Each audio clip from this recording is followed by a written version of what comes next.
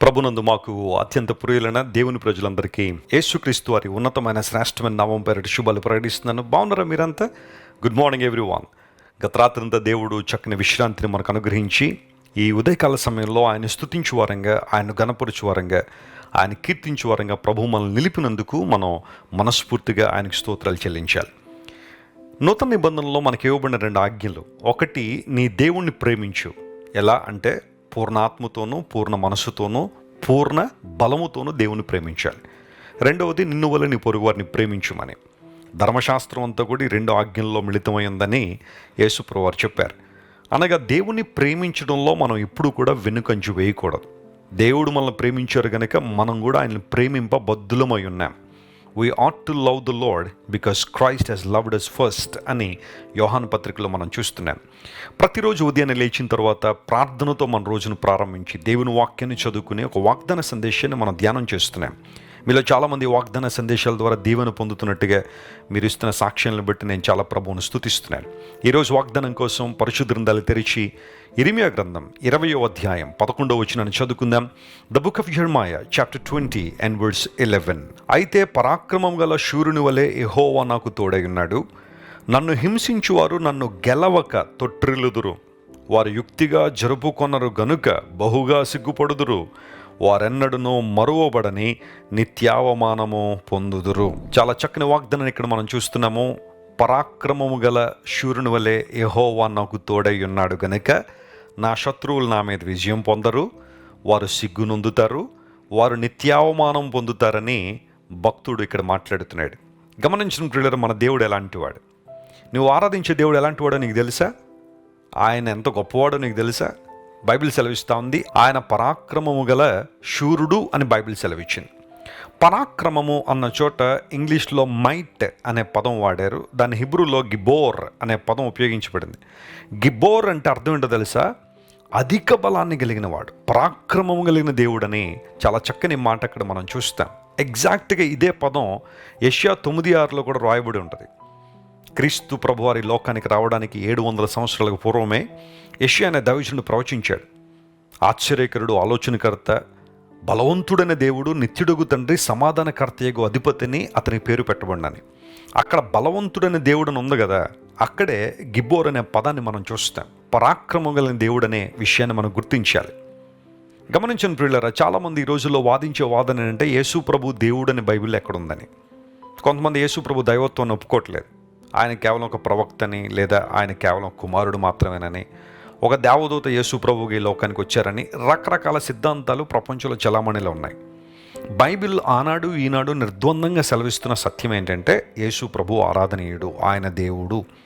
పౌలు పత్రికల్లో కావచ్చు, పేతురుగారి పత్రికల్లో కావచ్చు, ప్రతి ఒక్క గ్రంథంలో కూడా యేసు ప్రభు దైవత్వాన్ని స్పష్టంగా మనం చూస్తాం. ఆయన బలవంతుడైన దేవుడుగా ఉన్నాడు కాబట్టే పాపాన్ని జయించగలిగే శక్తిని ఆయన మనకి ఇస్తున్నాడు.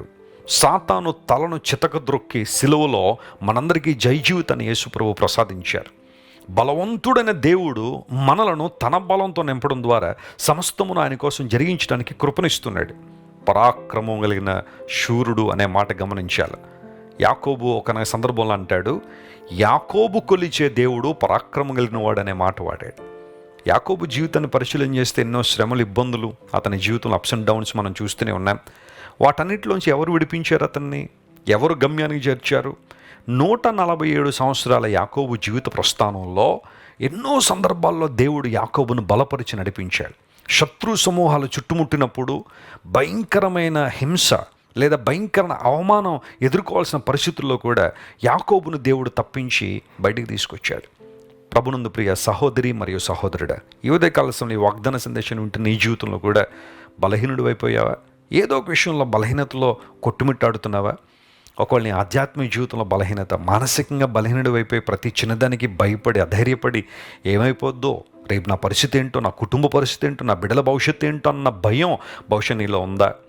ఒకవేళ శారీరకంగా బలహీనుడు అయిపోయావా? దేవుని కొరకు ఏమీ చేయలేని బలహీనతలోనే ఉన్నావా? అయితే ఈరోజు బైబిల్ సెలవిస్తూ ఉంది, claim your strength in Jesus. యేసుక్రీస్తు ప్రభువులో నీ బలాన్ని క్లెయిమ్ చేసుకో. Draw your strength from Jesus. యేసు ప్రభు నుండి బలాన్ని నీవు పొందుకో.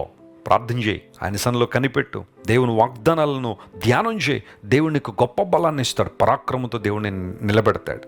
లోకాసు వార్తలో మాట ఉంటుంది, 1వ అధ్యాయం 51వ వచనంలో, దేవుడు పరాక్రమం కలిగిన వాడే గర్విష్ఠులందరినీ చెదరగొట్టాడు అన్నాడు. కొన్నిసార్లు దేవుడు తన పరాక్రమాన్ని ఈ విధానంలో కూడా ఉపయోగిస్తాడు. ఆయన ఏ రకమైన గర్వం నీలో ఉన్నా, అహంభావం నీలో ఉన్నా, ఒకవేళ ఏ విధమైన గర్వ జీవితం, అహంకారం నీలో ఉన్నా చెదరగొట్టడానికి దేవుడు పరాక్రమం కలిగిన వాడే. నెబుకద్నెజరుని తీసుకెళ్ళి 7 సంవత్సరాలు గడ్డి తినిపించాడు ఆయన. కారణం ఏంటో తెలుసా? నెబుకద్నెజరు గర్వించాడు, అహంభావంతో నింపబడ్డాడు. నేను కాబట్టి అన్న మాట ఎప్పుడైతే అతనిలోకి వచ్చిందో 7 సంవత్సరాలు తీసుకెళ్ళి గడ్డి తినిపించాడు దేవుడు నెబుకద్నెజరుని. దేవుని దగ్గర గర్వ జీవితంతో వద్దు, దీనత్వంతో ఉందాం. దేవుడు దీనులు హెచ్చిస్తాడని బైబిల్లో రాయబడింది. ఉన్నత స్థలాల్లో దేవుడు మనల్ని నిలబెడతాడు అని బైబిల్లో రాయబడింది. బలిష్టమైన ఆయన చేతి క్రింద ఎవరైతే దీన మనస్కులుగా ఉంటారో దేవుడు వారిని హెచ్చిస్తాడని పేతురు భక్తుడు తన పత్రికలో రాశాడు. ఆయన బలిష్టమైన చేతి క్రింద మనం ఉందాం. ఆ బాహు ఎలాంటిదంటే, ఆ పరాక్రమం ఎలాంటిదంటే, సముద్రాలను చీల్చిన బాహు, శత్రువులను చెదరగొట్టిన బాహు, ఇశ్రాయేలు ప్రజల్ని కనాను దేశానికి నడిపించిన బాహు. దేవా, నీవు పరాక్రమ గల శూరుని వలె నాకు తోడై ఉన్నావు. ఇది చాలా చాలా ఆలోచించాల్సిన విషయం. దేవుడు పరాక్రమవంతుడే, ఆయన శూరుడే. ఆయన మనకు తోడు లేకపోతే పరిస్థితి ఎలా ఉంటుంది?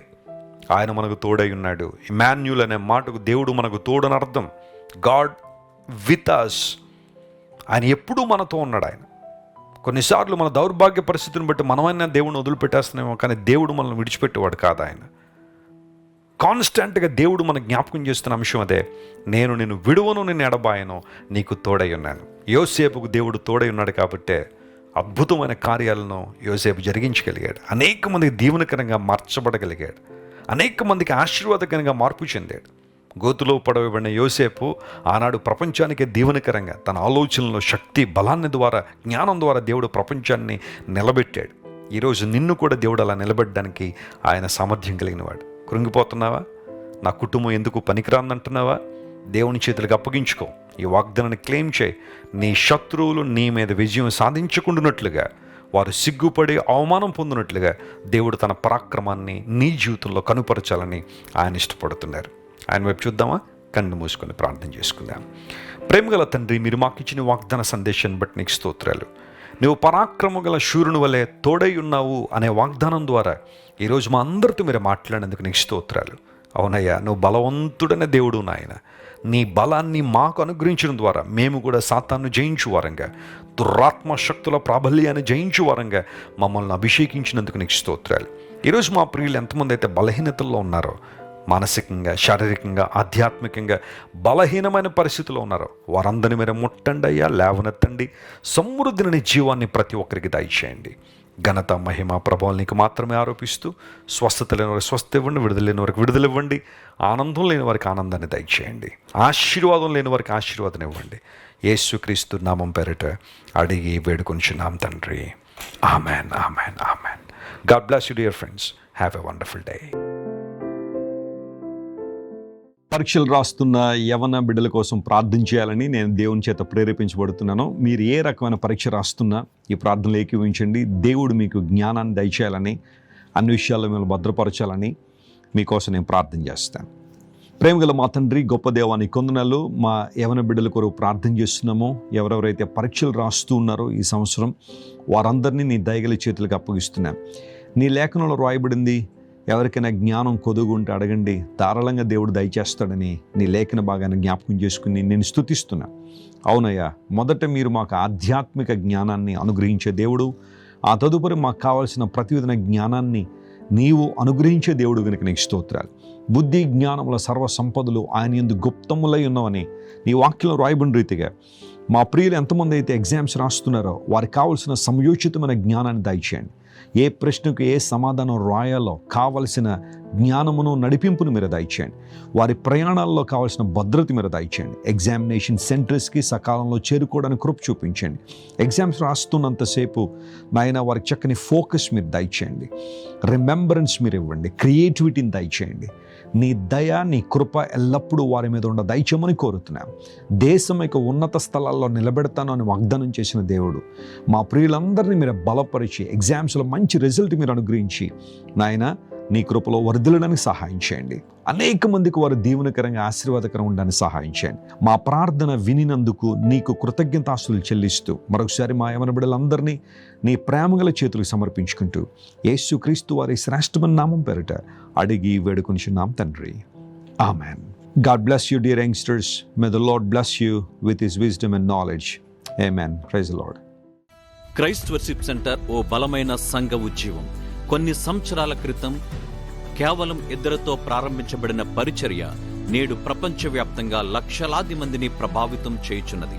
రాజమండ్రి, సికింద్రాబాద్, బెంగళూరు, నెల్లూరు, దుబాయ్, బహ్రైన్, కరీంనగర్, విశాఖపట్నం, గద్వాల్, కొవ్వూరు, మలకపల్లి, శ్రీలంక, భూటాన్, అడ్డతీగల, పాలమూరు, ఒంగోలు, బళ్ళారి, కోరుకొండ, పోతవరం, నల్లజర్ల, వెంకటరామయ్యగూడెం, మచిలీపట్నం, ఇందిరానగర్లతో పాటు అనేక గ్రామాల్లో క్రైస్ట్ వర్షిప్ సెంటర్ ఆరాధనలు జరుగుచున్నవి.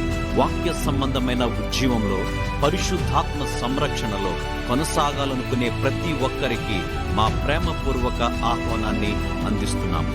రండి, ఆత్మతో సత్యముతో ప్రభువైన యేసుక్రీస్తును ఆరాధిద్దాం. మీరు ఇంతవరకు విన్న దైవ సందేశం మరియు దేవుని సేవకులు చేసిన ప్రార్థన మీకు ఆశీర్వాదకరముగా ఉన్నదని విశ్వసించుచున్నాము. ఈ సందేశాన్ని మీ స్నేహితులకు, బంధువులకు షేర్ చేయండి. మీకు ఏదైనా ప్రార్థన అవసరత ఉన్నచో మా ఫోన్ నంబర్లకు కాల్ చేయండి. దేవుడు మిమ్మల్ని ప్రేరేపిస్తే విశ్వాసంతో సాగుచున్న ఈ పరిచర్యను ప్రోత్సహించండి. మరిన్ని వర్తమానాలు, పాటలు వినుటకు జాన్ వెస్లీ మినిస్ట్రీస్ అను మా యూట్యూబ్ ఛానల్ను సబ్స్క్రైబ్ చేసుకొనండి. ప్రభువైన యేసుక్రీస్తు కృప మీకు తోడైండును గాక.